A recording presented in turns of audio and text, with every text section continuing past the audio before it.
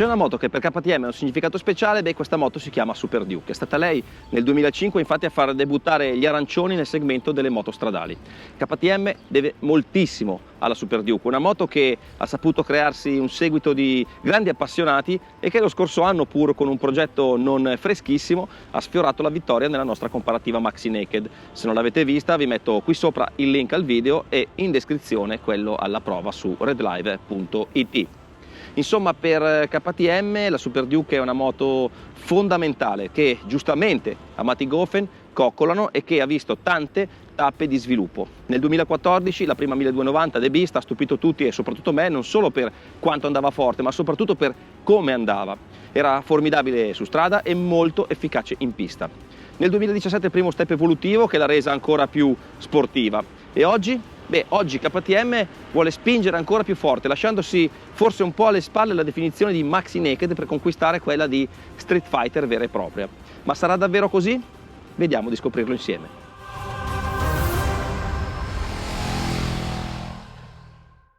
A spiegare molto bene questo cambiamento sono tutti gli interventi che gli uomini in arancio hanno apportato sulla nuova Super Duke. Se pensate che sia un semplice aggiornamento del modello precedente, siete fuori strada, perché sulla Super Duke è stato cambiato il 90% dei componenti e gli ingegneri avevano un target. Tutto quello che modificavano doveva essere sulla nuova moto più leggero del 5% rispetto alla precedente. Nuovi telaio sospensioni, le VP Apex con forcella da 48 mm e mono ammortizzatore completamente regolabili. Compare anche il leveraggio progressivo a gestire il monobraccio e cambiano i freni. L'attitudine più sportiva della moto è data proprio dal nuovo telaio, che riprende, anche se solo parzialmente, il layout di quello apprezzatissimo della super sportiva RC8. Un telaio decisamente più rigido, che migliora la luce a terra e insieme ai tanti affinamenti che hanno toccato ogni elemento della moto, fa calare il peso di 6 kg. Ora sono 198 in ordine di marcia, senza la benzina nel serbatoio, quelli dichiarati da KTM. A cambiare sono anche le misure vitali del Super Duke, quelle che alla fine ne influenzano ovviamente la dinamica di guida. Si allunga l'interasse, aumentano anche avancorsa e angolo di sterzo, che sono un pochino più aperti di prima, e si accorcia anche la corsa della ruota posteriore, che prima con i suoi 156 mm era davvero ampia, quasi da motard. Oggi invece rientra nei più canonici 140 mm. Piccolo step anche per i freni, che passano alle pinze Brembo Stilema, anche loro, tanto per cambiare, più leggere.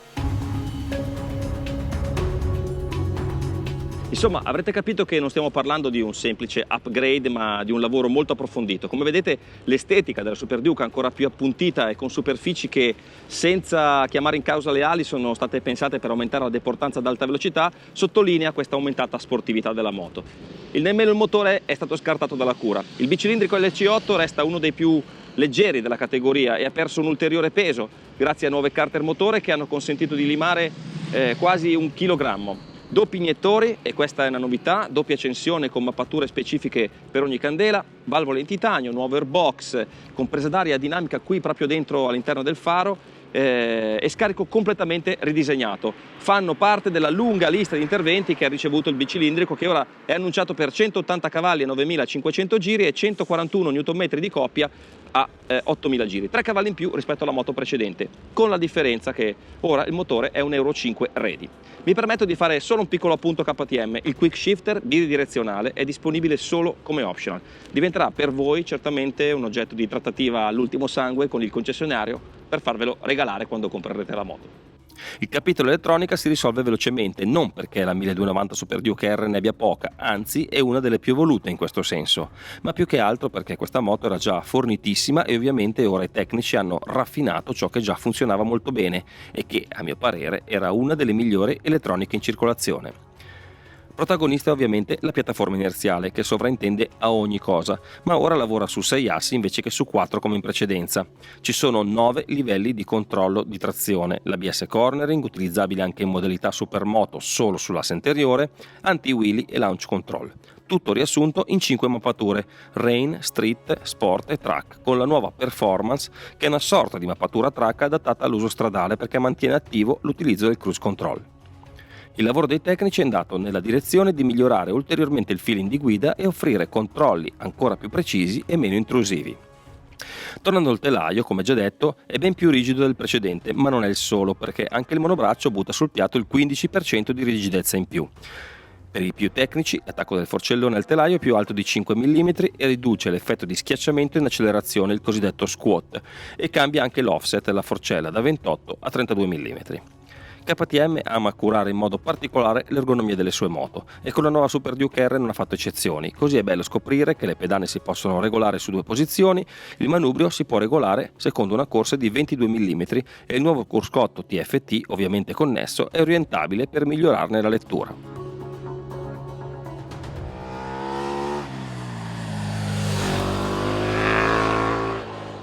Prima parte del test, la KTM stamattina ci hanno fatta provare su strada, su delle strade veramente fantastiche qui in Algarve, nel sud del Portogallo, e c'è da dire che se la prima impressione è quella che conta, la prima impressione qui è davvero ottima. Ho avuto un po' la conferma di quello che andavo pensando guardando la moto semplicemente da ferma. La sensazione è che KTM abbia voluto andare in una direzione ovviamente più sportiva, senza però perdere quelli che sono i suoi punti forti, ci mancherebbe altro, sarebbero stati dei pazzi. La posizione di guida è un pochino più caricata sul davanti, c'è un po' più carico sulle braccia, un po' meno rilassata, si vede che vogliono andare in una direzione più street fighter. La sensazione dopo le prime curve è che tutto sia più basso, che la moto sia più vicina al suolo, la senti meglio l'avantreno, e anche quando esci dalle curve con il gas in mano, e qui di coppia ce n'è veramente una marea, l'avantreno resta più attaccato a terra, quindi hai più feeling di guida rispetto alla precedente, che già comunque era eccellente sotto questo punto di vista. Il motore non c'è nulla da dire, è rimasto una forza della natura, perché di coppia ne ha veramente una marea, spinge in qualsiasi marcia, si impenna anche in quarta, quindi cioè, più di così non si può avere. Su strada io ritengo la mappatura street quella perfetta, perché ha una gestione del gas ottima, è più diretta che in passato, quindi c'è un controllo più one to one tra quello che fai con la manopola del gas e quello che succede sulla ruota posteriore, quindi molto molto bene. Quella sport addirittura più aggressiva a me non è che piace tantissimo, perché non adoro le risposte al gas molto aggressive. Piacerà sicuramente probabilmente a chi vuole da una moto una risposta molto violenta al gas, ma qui veramente di potenza ce n'è tanta, di coppia ce n'è tanta. Non è un motore, la definizione corretta di questo motore non è che è tanto potente, ma è che è tanto forte, proprio esprime forza ogni volta che apri il gas. Anche il cambio è stato rinnovato, rimane secondo me sempre un pochino contrastato, non è uno dei cambi più morbidi che ci sono in circolazione, però è preciso e veramente non perde un colpo. La posizione di guida, come ho già detto, è più caricata sul davanti, quindi probabilmente alla lunga sarà un filino meno riposante di quella del passato. Mi piace molto invece lo spugnato della sella, che è molto confortevole, diciamo che ha fatto una via di mezzo tra quella che c'era prima e una super sportiva di questo segmento, come potrebbe essere la Tuono. Quindi non hai perso tanto comfort, ma hai guadagnato in sportività, e questo è una cosa molto buona. Molto bene i freni, e le sospensioni finalmente il leveraggio progressivo al posteriore funzionano molto bene su strada, le senti lavorare, sono rigide, sostenute sì, ma non eccessivamente reattive, e questo va dato atto ai tecnici di Matti Goffen di aver fatto davvero un lavoro eccellente. E adesso andiamo a provarlo in pista.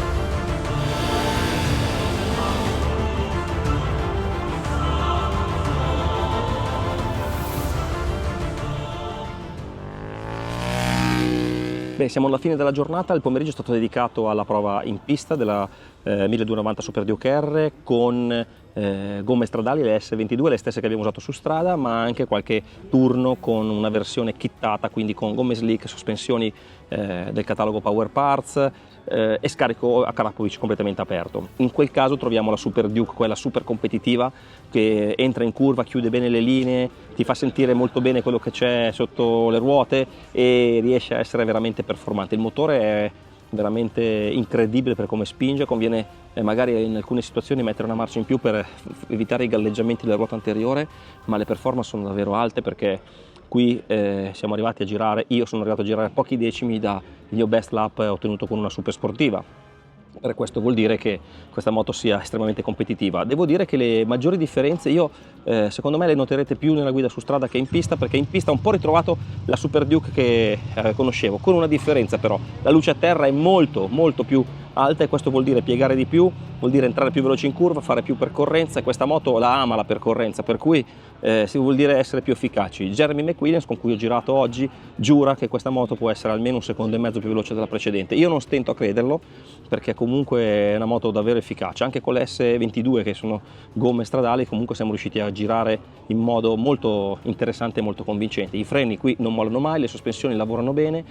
Ho trovato, dicevo, il carattere della vecchia Super Duke, più che altro perché la posizione di guida sì è un pochino più caricata in avanti, ma in pista ovviamente si vorrebbe una posizione ancora un pochino più caricata, e quando guidi in pista magari vorresti anche pedane un pochino più arretrate, però questo per dire che questa moto non è diventata una tuono, è rimasta una Super Duke un pochino più sportiva, quindi una naked che si sposta un po' verso la categoria Street Fighter, ma rimanendo fedele al proprio concetto originario di moto, chiamiamola all round, con cui andarci in vacanza, metterci 2 borse, andare a guidare sui passi e perché no farsi delle smattate in pista guidando comunque veramente forte. Qualche dato: 260,5 km/h effettivi in fondo rettilineo stanno a significare che questo motore di spinta ne ha veramente tanta, ma questo non era una sorpresa. Bene i controlli, si può giocare bene con il joystick cambiando il traction. In qualche occasione, siccome Portimao è una pista un po' particolare dove si guida molto fisicamente, c'è qualche sbacchettata, ho toccato con il guanto involontariamente il pulsante del traction control, per fortuna solo